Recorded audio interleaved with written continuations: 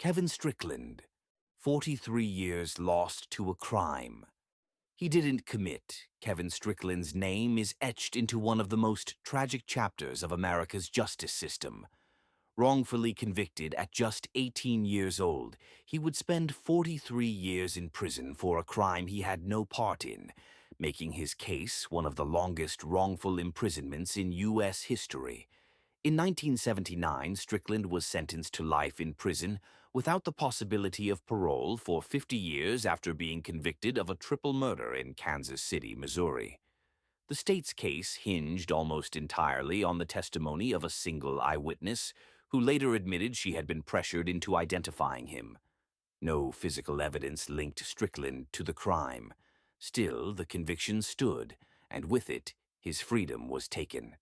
For decades, Strickland maintained his innocence, filing appeal after appeal, each one denied. Advocacy groups, investigative journalists, and even prosecutors would later acknowledge the conviction was a mistake, but the system proved stubbornly resistant to correction. It wasn't until November 2021 that a Missouri judge overturned the conviction, formally exonerating Strickland after 43 years behind bars. By then, Strickland was 62 years old. He walked out of prison into a world that bore little resemblance to the one he had left as a teenager.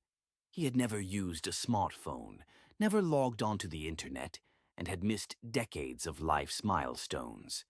Adding to the injustice, Missouri law at the time did not provide compensation for wrongful convictions overturned without DNA evidence, leaving him with no financial support despite losing more than 4 decades of his life to prison.